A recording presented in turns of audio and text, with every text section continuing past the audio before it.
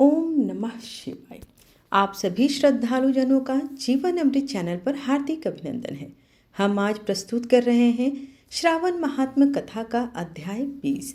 सावन का महीना शिव भक्ति का अनुपम अवसर होता है। इस अध्याय में हम जानेंगे कैसे भगवान शिव की आराधना से जीवन के समस्त कष्टों का नाश होता है और व्यक्ति मोक्ष की ओर अग्रसर होता है।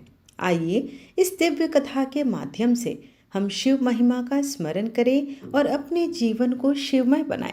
आज श्रावण मास का बुधवार का दिन है। आज के दिन गणपति भगवान की पूजा होती है, जो कि सभी देवताओं में प्रथम पूजनीय है। इसलिए सर्वप्रथम हम गणेश जी की कथा रसपान करेंगे। तत्पश्चात श्रावण महात्म्य कथा का 20वां अध्याय और समापन आरती के साथ करेंगे।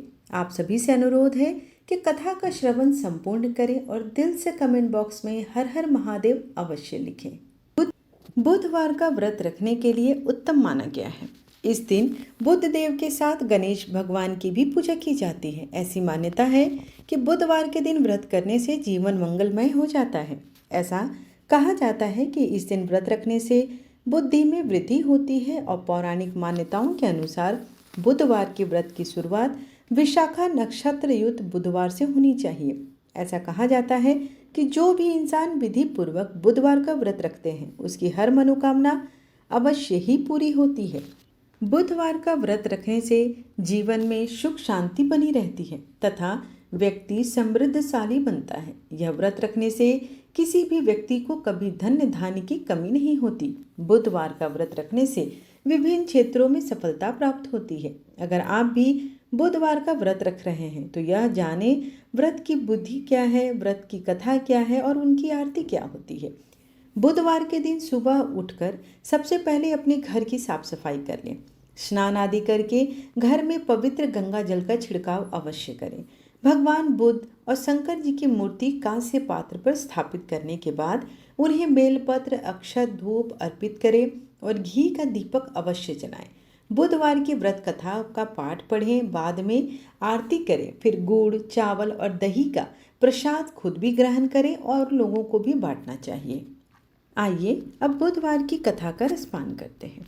एक व्यक्ति अपने पत्नी को विदा कराने के लिए ससुराल गया। कुछ दिन रहने के बाद वह जिद करने लगा कि उसकी पत्नी को विदा कर दीजिए। उसके सास ससुर ने कहा कि आज बुधवार का दिन है और इस दिन कहीं भी बाहर नहीं जाया जाता, इसलिए बेटी की विदाई आज के दिन नहीं कर सकते। लेकिन वह व्यक्ति जबरदस्ती अपनी पत्नी को विदा करवा के अपने घर ले जाने लगा। रास्ते में उसकी पत्नी को बहुत प्यास लगी और उसने अपने पति को पानी लाने के लिए भेजा। वह व्यक्ति लोटा लेकर पानी लेने चला गया। जैसे ही वह पानी लेकर वापस आया तो वह आश्चर्यचकित रह गया। तब उसने देखा कि रथ में ठीक उसके ही जैसा वेशभूषा वाला कोई और व्यक्ति है जो उसकी पत्नी के साथ बैठा है। वह क्रोधित होकर उस व्यक्ति से पूछने लगा कि तुम कौन हो और उसकी पत्नी के पास क्यों बैठे हो। तब दूसरे व्यक्ति ने कहा, यह मेरी पत्नी है।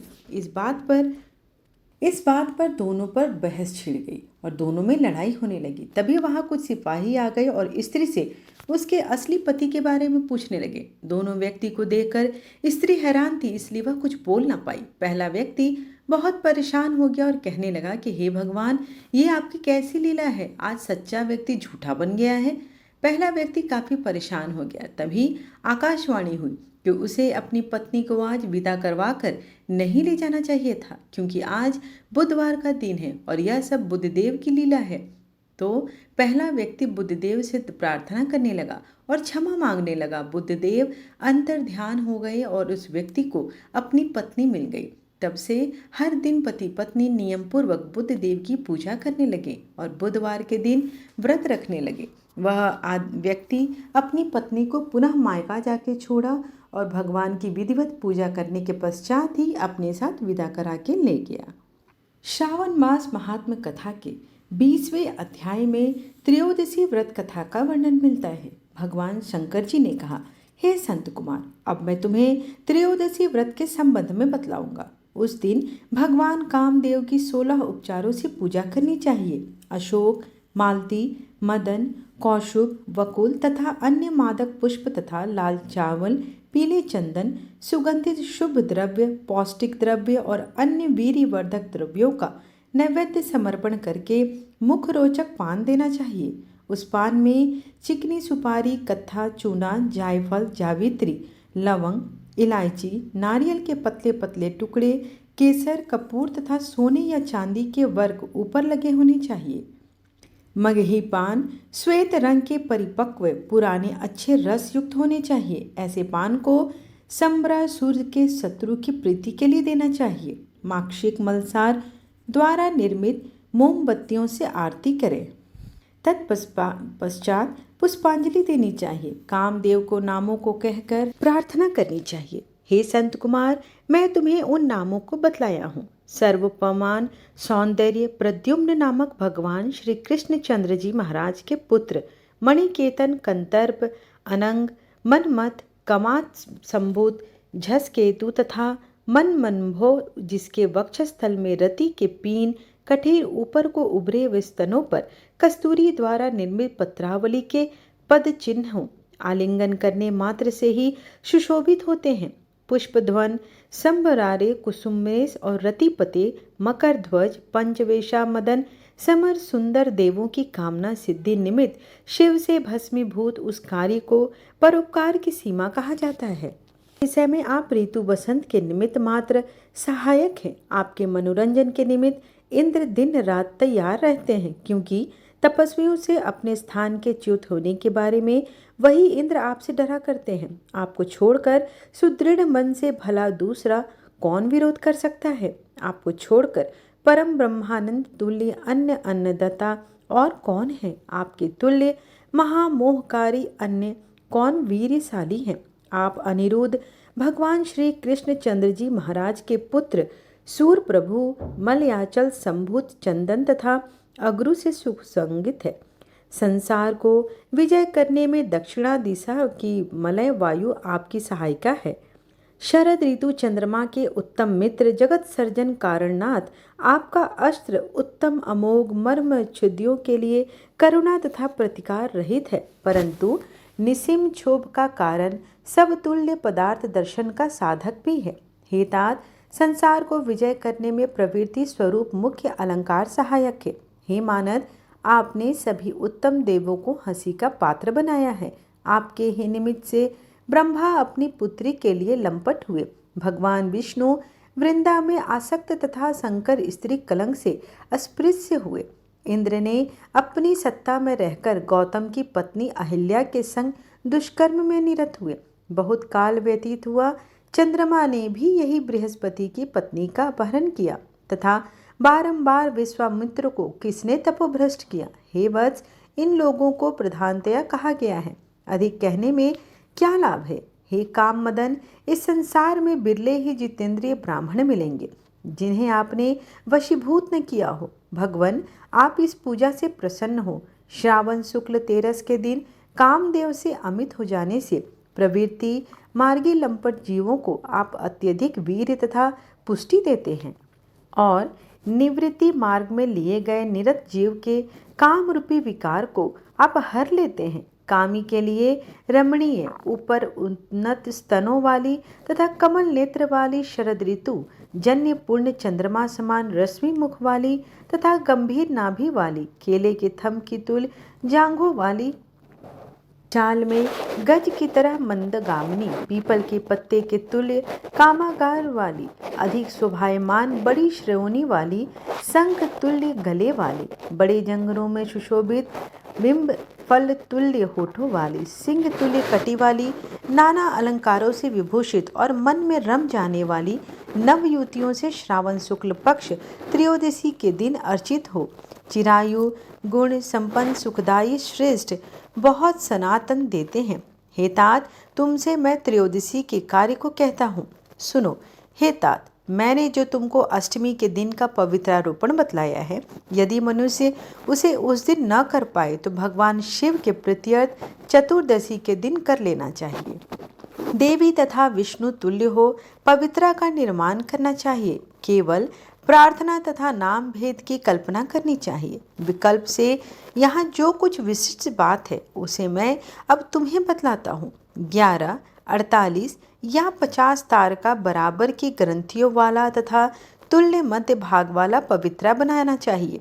पवित्रा 12 अंगुल 8 अंगुल प्रमाण के होने चाहिए या विस्तार से बनाकर शिव प्रीत्यर्थ समर्पण करनी चाहिए। बाकी विधि पहले के समान ही है।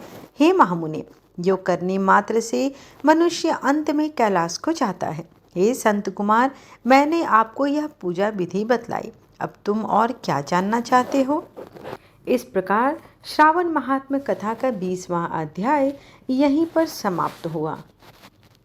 श्रावण महात्म्य कथा के इस पवित्र अध्याय को सुनने के लिए आप सभी श्रोतागणों का बहुत बहुत धन्यवाद। जैसे जैसे सावन की कथा आगे बढ़ती है, वैसे वैसे शिव कृपा की वर्षा भी हमारे जीवन में होती रहती है। अगर आपको यह कथा ज्ञानवर्धक और श्रद्धापूर्वक लगी हो तो कृपया जीवन अमृत चैनल को सब्सक्राइब करें। वीडियो को अवश्य लाइक और शेयर करना न भूलें। हर हर महादेव।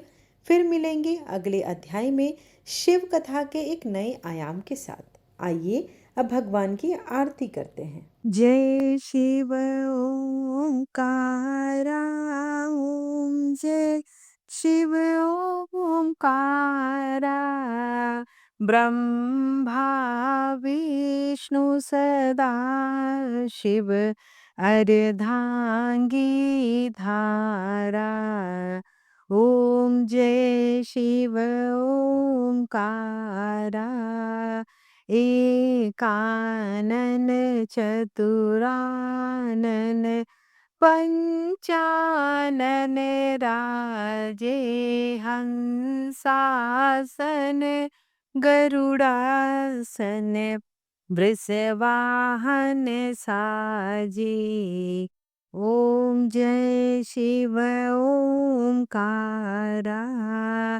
दो भुजे चार चतुर भुजे, 10 भुजे अति सोहे। त्रिगुण रूप निरखते, त्रिभुवन जन मोहे।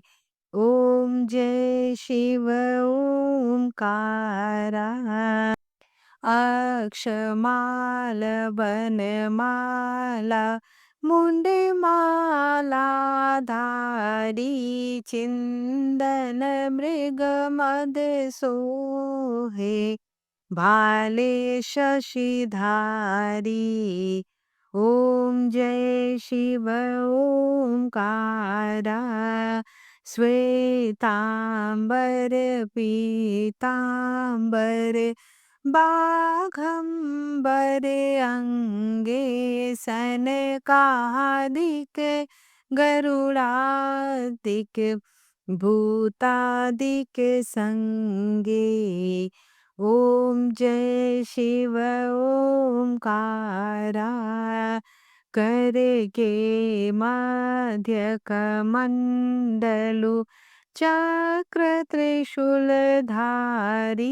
सुखकारी दुखकारी, जग पालनकारी। ओम जय शिव ओंकारा। ब्रह्मा विष्णु सदा शिव, जानत अविवेका।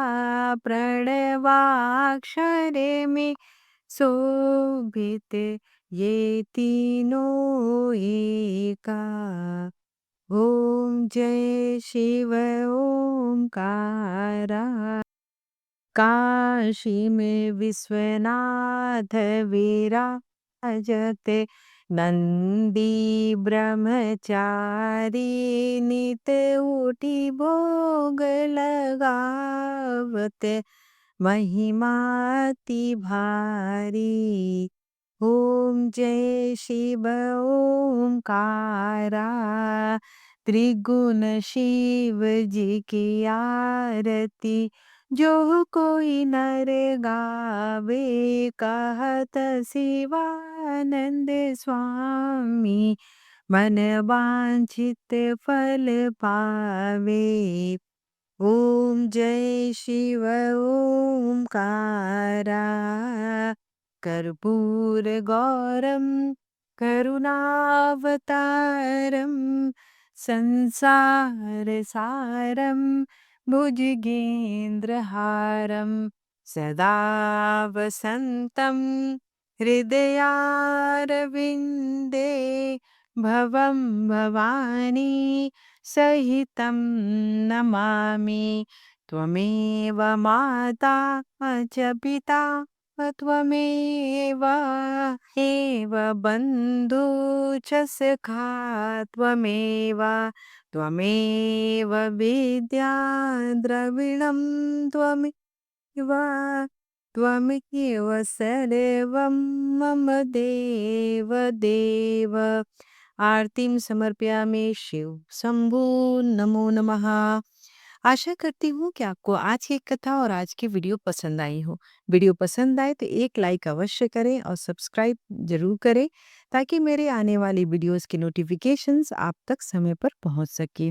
धन्यवाद।